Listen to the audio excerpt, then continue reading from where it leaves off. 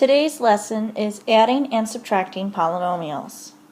The sum of one or more terms, for example, 2x squared plus 3x minus 5 is a polynomial.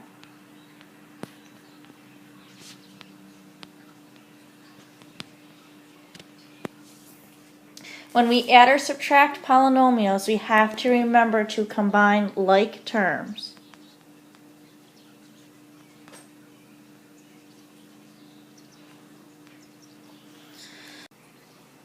For example, we have the first example is 5x minus 1 plus 10x squared plus 7x. Now, I see that the highest power I have is the x squared. The only x squared that is there is 10x squared. So, the first part of the answer is just going to be 10x squared. Now, for the x's, I have a 5x and I have a 7x, and I am adding them. So 5x plus 7x is a positive 12x. And finally, for constants or just numbers, you have a negative 1 and you have nothing else. So it's going to end up with a negative 1. And it is written from highest power to lowest power. Our next example, the highest power I see is the x squared. I have a 20x squared, a 15x squared, and a 3x squared. And I am adding them all up. When I add them all up, I get 38x squared.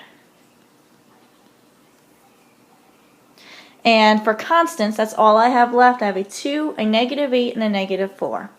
2 minus 8 is negative 6. Minus 4 is negative 10, so minus 10. The next two examples are subtraction. We have to be very careful when we subtract.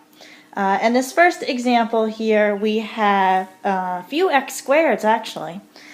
We have a 3x squared and a negative 4x squared.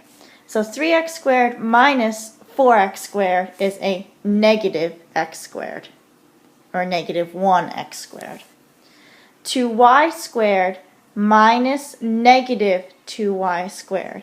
It is the same as adding when you subtract a negative. So 2y squared minus negative 2y squared is a positive 4y squared.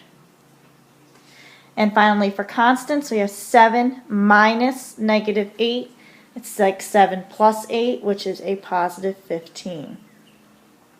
If it helps you, I'll show you what you could do for the next example when you have a minus sign in between.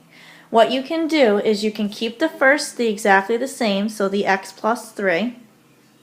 Change the subtraction to addition and negate everything else after that. So the x will become a negative x and the negative 3 will become a positive 3. And from there you just have an addition problem. X plus negative x is 0. 3 plus 3 is 6. Moving on, similar types of problems. It says answer the following questions, and it says find the missing term. So we look and we compare our questions to our answer. We have a 4x plus a 2x is equal to 6x, which it shows. And now for constants, I have something plus 3 has to equal positive 5. Well, that something is going to be a 2. The next one, you just have to read it carefully. If 5x squared minus 8 is subtracted from 12x squared plus 5, the result is.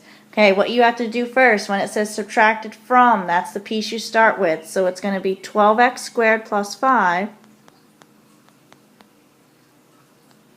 minus 5x squared minus 8.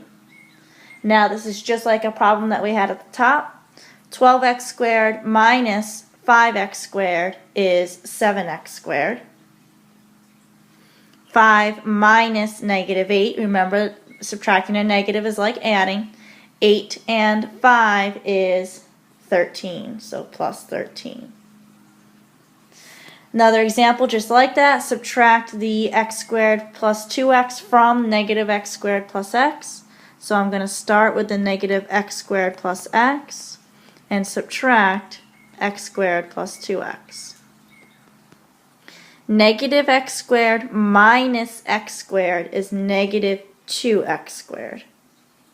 X minus positive 2x is a negative x. And another missing term question, we compare the left-hand side to the right-hand side. 4x minus 2x does equal 2x, and then we have something minus 3 has to equal 5. Well, that something is going to be an 8.